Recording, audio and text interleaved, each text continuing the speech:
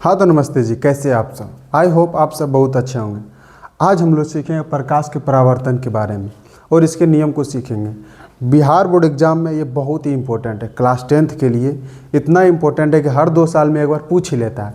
अब आज का जो अभी क्लास करिएगा ये वाला, इसके बाद आपका 5 नंबर तो आ ही जाएगा, क्योंकि ये हर साल कभी ऑब्जेक्टिव का भी क्वेश्चन यहाँ से बता देंगे, सब्जेक्टिव का भी बता देंगे और प्रकाश का परावर्तन के नियम को भी बता देंगे, क्योंकि ये लिखने के लिए आता है जो कि बहुत ही इम्पोर्टेंट है। ठीक है, तो चलिए हम लोग स्टार्ट करते हैं। देखिए है क्या, पहला प्रकाश का परावर्तन, ये फिजिक्स का फर्स्ट चैप्टर है, रिफ्लेक्शन ऑफ लाइट। ठीक है, सबसे पहले प्रकाश का परावर्तन होता क्या, अभी हम उस चीज़ को जानेंगे और समझेंगे। उसके बाद हम लोग प्रकाश के परावर्तन के नियम को लिखेंगे, किस तरह से लिखना है हम जिस तरह बता देंगे, अगर वही उसी तरह सेम जाके हुबहू एग्ज़ाम में लिख दीजिएगा तो पक्का आपका नंबर 1 नंबर भी नहीं काट सकता है। ठीक है, तो चलिए सबसे पहले हम लोग परिभाषा देखते हैं, इसका होता क्या है पहले पढ़ लेते हैं, उसके बाद हम लोग समझेंगे। है, जब प्रकाश की किरणें किसी सतह से, जब प्रकाश की किरणें किसी चमकदार या फिर समतल सतह से, जैसे दर्पण में होता है, से टकरा कर उसी माध्यम में वापस लौट आती है तो इस घटना को प्रकाश का परावर्तन कहते हैं। ये रहा डेफिनेशन। अब समझाते हैं। जिस प्रकार से मतलब कोई समतल सतह हो, चमकदार हो, उस पर आप लाइट जलाइएगा, प्रकाश की किरणें दीजिएगा तो वो रिफ्लेक्ट करता है, मतलब टकरा कर वापस लौट जाता है। जिस तरह दीवार पे बॉल मारने के बाद वापस रिटर्न आता, उसी तरह प्रकाश का परावर्तन होता है, सेम उसी तरह से। जैसे कि आप शांत पानी में खड़ा होकर देखिएगा तो आपका परछाई दिखाई देता है, यही है रिफ्लेक्शन ऑफ लाइट।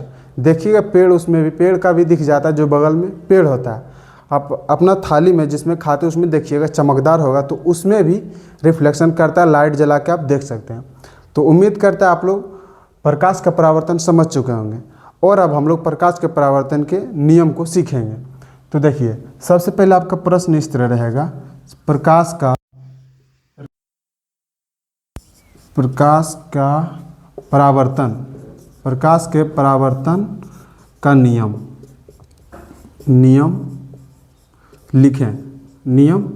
लिखें। इसी तरह से कभी 2 नंबर तो कभी इसको अलग अलग तरीक़ा से पूछा जाता है। ठीक है, तो सबसे पहले आपको लिखना है प्रकाश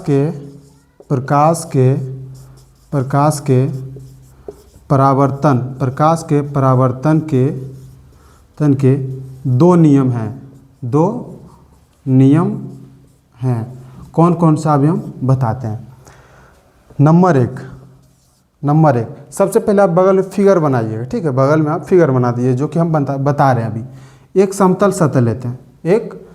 सतह लेते हैं और इसको नीचे वाला भाग को रंग देते हैं ताकि प्रकाश की किरणें अच्छा से परावर्तन हो पाए, मतलब रिफ्लेक्ट कर पाए। तो सबसे पहले, और एक अभिलंब होता है बीच में, जो समतल के साथ 90 डिग्री का कोण बनाता है। जैसे अभिलंब इस तरह से होता है, एकदम बीचों बीच काटता है और ये इस बिंदु पे आके मिल जाता है, यह है अभिलंब। लिख देते हैं अभिलंब है।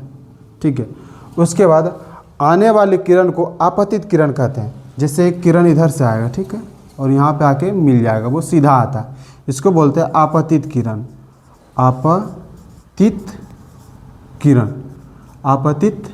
होता है। आने वाला किरण को आपतित किरण बोलते हैं और ये टकरा करके इसी माध्यम में वापस चल जाता है, इसको बोलते हैं परावर्तित किरण। इसको फिगर बना लीजिएगा अच्छा से। ठीक है, उसके बाद देखिए इसी चीज़ को यहाँ पे सजा के लिखना है। जैसे आपतित किरण लिखना है 1 नंबर में, आपतित किरण कोमा अभिलंब,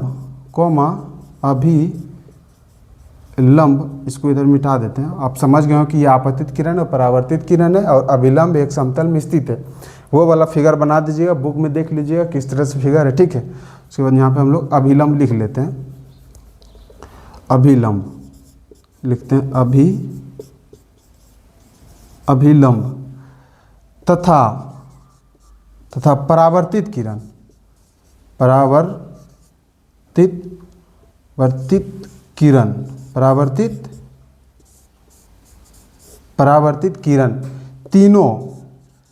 तीनों एक ही समतल एक ही समतल में स्थित होते हैं, एक ही समतल में स्थित होते हैं, एक ही समतल में स्थित होते हैं। यह है प्रकाश के परावर्तन का पहला नियम।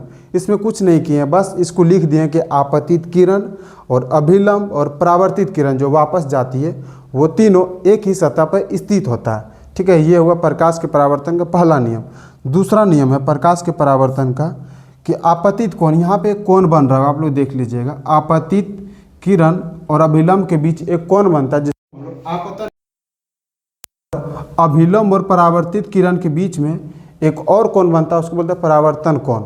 ठीक है, तो पहले आपतन कोण, आपतन कोण, आपतन कोण बराबर होता है ये परावर्तन कोण के बराबर, ये परावर्तन कोण के बराबर होता है, ये दोनों कोण बराबर होता है। ये रहा इसका दूसरा नियम। तो आज का टॉपिक यहीं समाप्त हुआ। आज हम लोग क्या क्या सीखे एक बार फिर से देख लेते हैं। प्रकाश के परावर्तन का पूरा डेफिनेशन सीखे और समझे भी, प्रकाश के परावर्तन के नियम को भी सीखे, इसको भी समझे, और दूसरा आपतन कोण और परावर्तन कोण के बीच के संबंध को भी देखें। चलिए, आपको समझ आया होगा पूरा, उम्मीद करते हैं। मिलते हैं किसी नेक्स्ट टॉपिक पे, तब तक के लिए अपने पढ़ाई को करते रहिए, जारी रखिए और इसको कर लीजिए। बोर्ड एग्जाम में हर साल पूछता ही है, इस टॉपिक से क्वेश्चन आता ही है। चलिए, बाय बाय, टेक केयर।